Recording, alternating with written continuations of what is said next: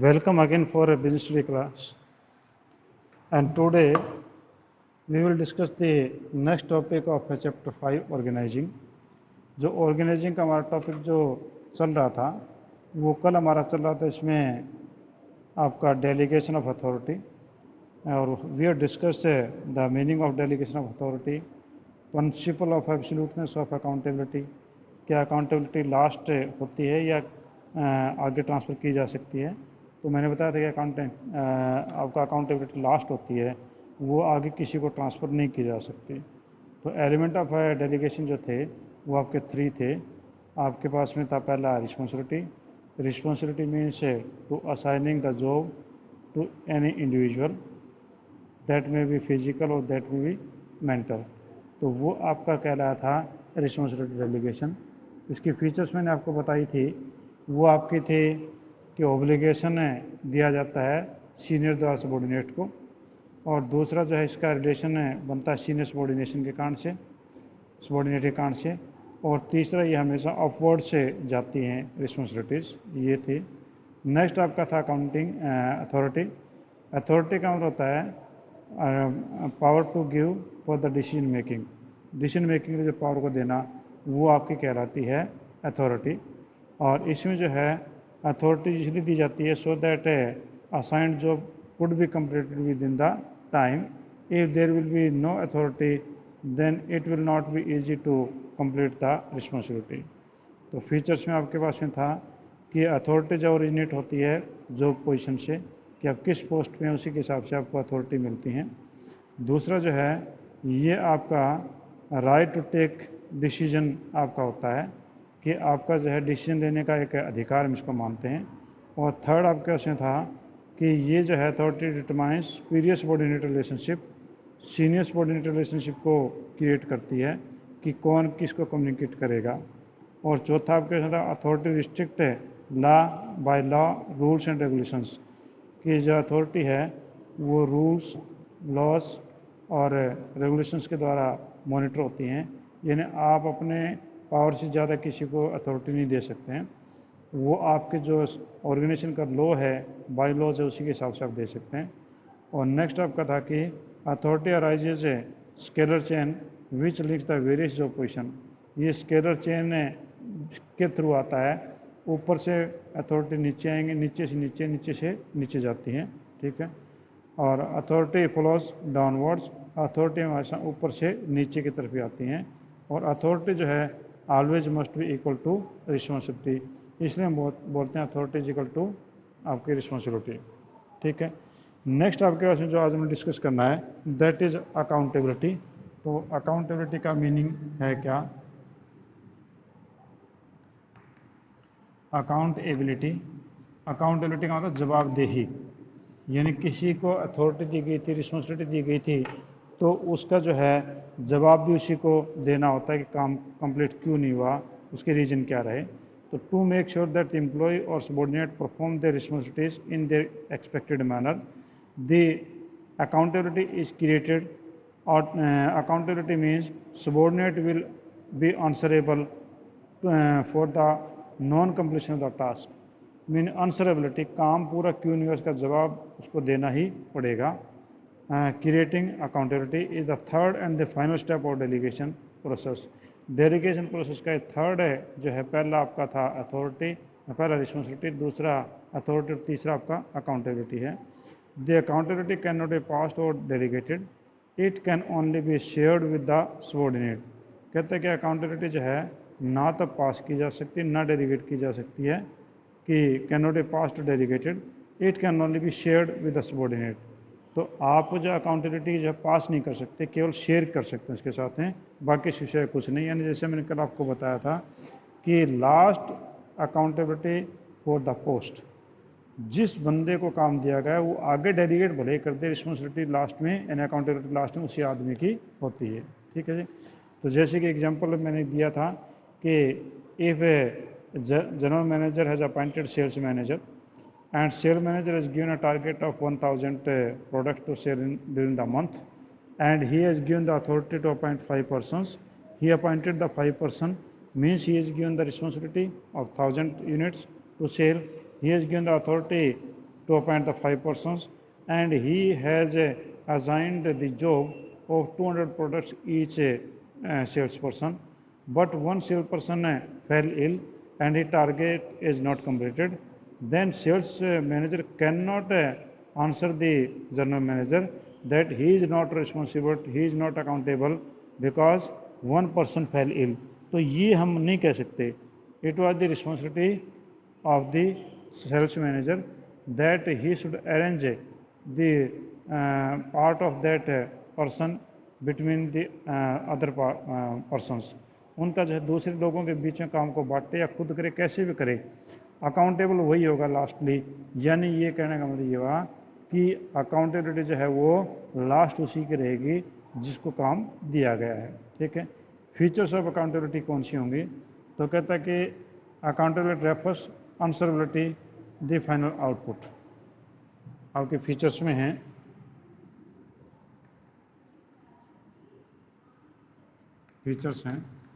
Features में आपके सबसे पहले है कि accountability refers to answerability. Accountability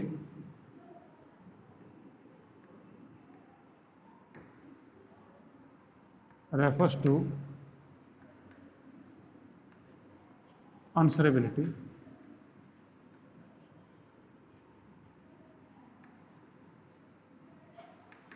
answerability को जो है ये फिक्स करते हैं अकाउंटेबिलिटी, ये इसकी पहली फीचर है. और फाइनल आउटपुट के लिए आंसरेबिलिटी उसी की होगी. It can not be delegated और पास्ड.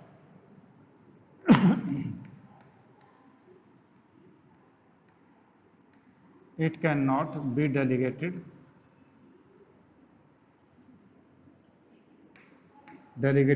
or passed. Accountability जो है that cannot be delegated or that cannot be passed. That only can be shared. वो केवल बांटी जा सकती है, शेयर की जा सकती है, पर अल्टीमेटली उसी की रहेगी.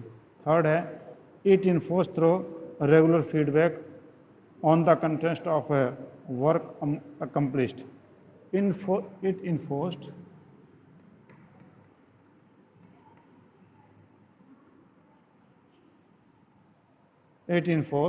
through regular feedback.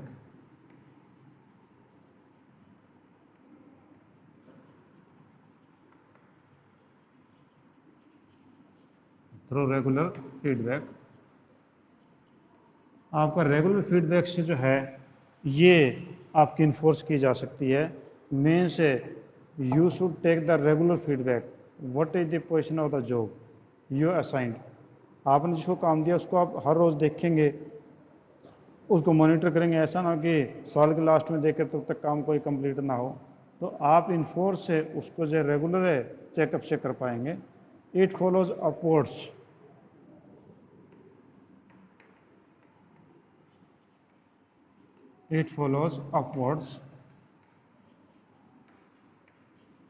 ये अपवर्ड्स फॉलो होती है, यानी हमेशा अकाउंटेबिलिटी ऊपर की तरफ जाती है. नीचे वाले की अकाउंटेबिलिटी कम है, ऊपर वाले की अकाउंटेबिलिटी ज़्यादा है. वर्कर की अकाउंटेबिलिटी कम है, आपके जो है सुपरवाइजर की ज़्यादा, सुपरवाइजर से ज़्यादा आपके सुपरिटेंडेंट की, सुपरिटेंडेंट से ज़्यादा आपके सेल्स मैनेजर की है. तो इसका ये हुआ कि आपके जो है अकाउंटेबिलिटी अपवर्ड्स जाती है. तो फीचर्स में आपका अकाउंटेबिलिटी का मतलब आंसरेबिलिटी है. दूसरा कैन नॉट बी डेलीगेटेड और पास्ड. डेलीगेटेड पास नहीं की जाती, शेयर की जा सकती है. It enforce through the regular feedback से इन्फोर्स किया जा सकता है. और इट फॉलोज अपवर्ड्स, ये अपवर्ड से जाती हैं. तो आपके तीनों चीज़ें हो गई, रिस्पॉन्सिबिलिटी हो गई, अथॉरिटी हो गई और अकाउंटेबिलिटी हो गई. तो ये चीज़ें उन तीनों की तीनों पढ़ी. ये तीनों की तीनों आपकी डेलीगेशन कहलाती हैं. All this things become single thing, that is delegation. ये आपका डेलीगेशन ही कहलाएगा. अब इसके अंदर जब तीनों को देखा, तीनों में डिफरेंस क्या है, तो वो देखो difference between responsibility and accountability. पहला आप देखिए बुक में, आप बुक निकाल लीजिए. पहला meaning, responsibility means all the physical and mental exercise to be performed by an individual in the organisation. कि रिस्पॉन्सिबिलिटी का मतलब होता है फिजिकल एंड मेंटल एक्टिविटीज जो कि परफॉर्म की जानी है वो होगा. जबकि अकाउंटेबिलिटी का मतलब है, accountability means obligation to complete the job to meet the responsibility. तो आपका जो है जॉब को कंप्लीट करना, जो आपको दिया गया है उसको पूरा करना, वो अकाउंटेबिलिटी है. जबकि रिस्पॉन्सिबिलिटी में काम को करना ही है, कंप्लीट करना कोई मीनिंग नहीं है। Delegation, responsibility can not be entirely delegated as superior pass the responsibility to the subordinate. आपका जो है रिस्पॉन्सिबिलिटी 100% डेलीगेट की जा सकती है, जबकि अकाउंटेबिलिटी जो never be delegated, it lies with the superior as well as with subordinate.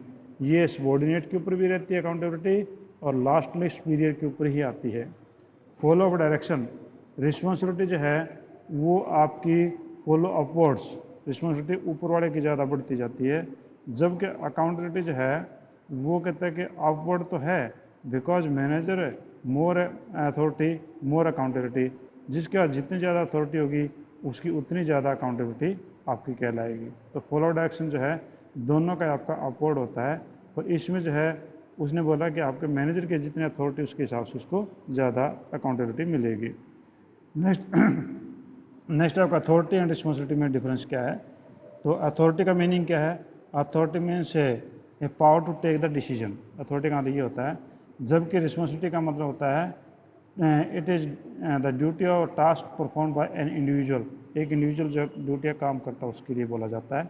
Origin, इसका ओरिजिन जो authority arises because of formal working position, आपकी वर्किंग पोजीशन या वर्किंग जॉब आपकी क्या है उससे आपके जो है ये ओरिजिन होता है, जबकि responsibility rises from the superior subordinate relationship, जबकि रिस्पॉन्सिबिलिटी सीनियर सबॉर्डिनेट में होता है, सीनियर जो काम सबॉर्डिनेट को देता है, जबकि अथॉरिटी के अंदर जो है वो आपके पोस्ट के रैंक पे आपकी अथॉरिटी बनती है।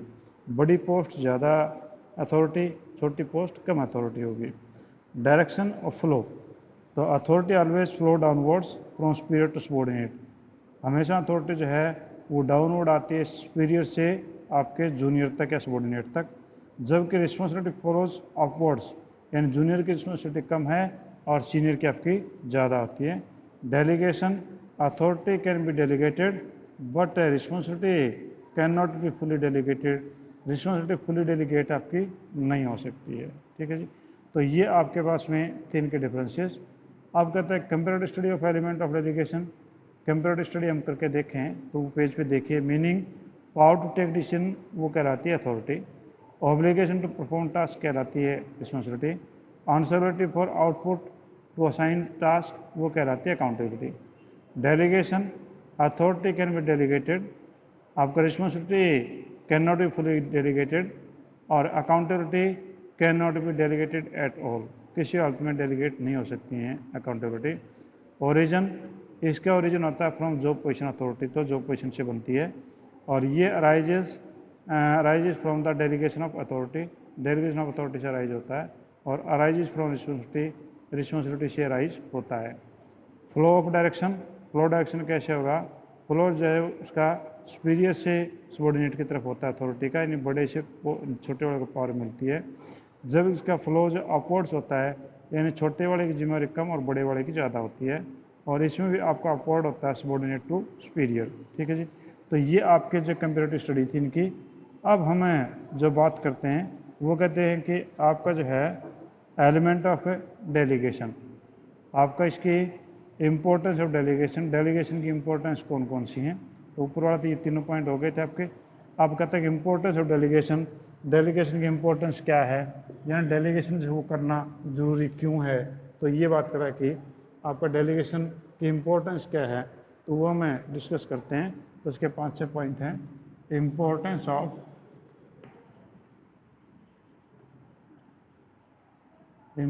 ऑफ डेलीगेशन,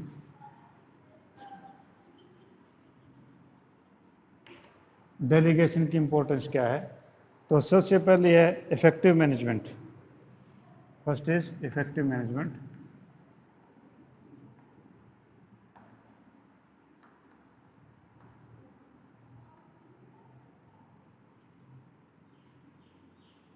फर्स्ट आपका है इफेक्टिव मैनेजमेंट कि in the delegation process manager pass the routine work to the subordinate, आपके सबॉर्डिनेट को जो अपने रूटीन के काम देता है, तो इससे क्या होगा कि आपका जो है मैनेजर जब फ्री होकर के वो कंसंट्रेट कर पाएगा इम्पोर्टेंट मैटर्स पे, और जो मेन जॉब है वो मैनेजर का होता है दूसरे लोगों से काम लेना ही होता है, ना कि खुद काम करना होता है। तो इस प्रकार से अपने अथॉरिटी रिस्पॉन्सिबिलिटी डेलीगेट करने से वो इफेक्टिव मैनेजमेंट कर सकता है, यानी उसने अपना काम दूसरे लोगों को दे दिया और खुद जब कुछ नई चीज़ सोचेगा या खुद उनका सुपरविजन करेगा तो उससे इफेक्टिव मैनेजमेंट आपका होगा। दूसरा, एम्प्लॉयज़ डेवलपमेंट।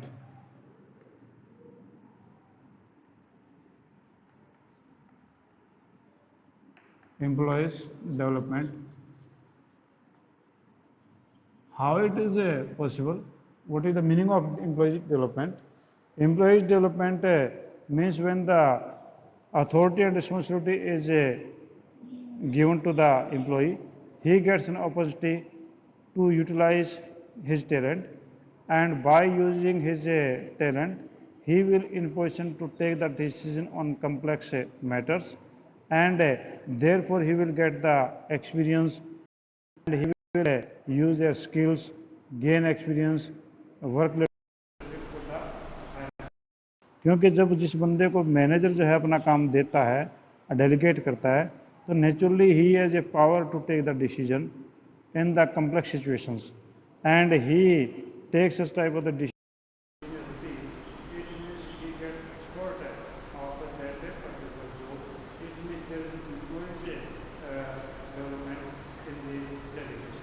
तो नेचुरली अगर आपको जो है कोई काम बड़ा काम मिले, ठीक है, जिस प्रकार से कि हम टीचर्स को प्रिंसिपल का काम करने के लिए जेल देखने के लिए, तो नेचुरली जब प्रिंसिपल का काम करते हैं वो हम सीख जाएंगे, तो इससे एक हमारा डेवलपमेंट होगा, एक्शन नॉलेज मिल जाएगी। ठीक है, motivation to employees, motivation of employees.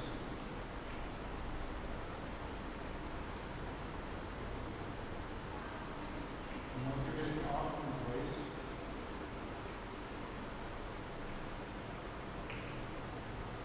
Employees को मोटिवेशन देता है।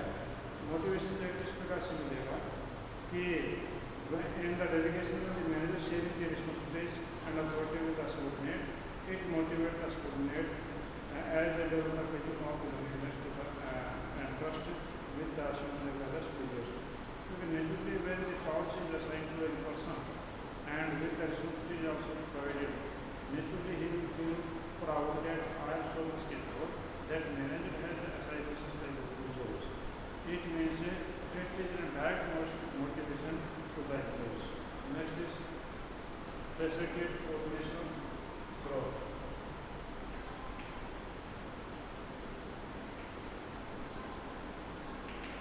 Facilitates organizational growth।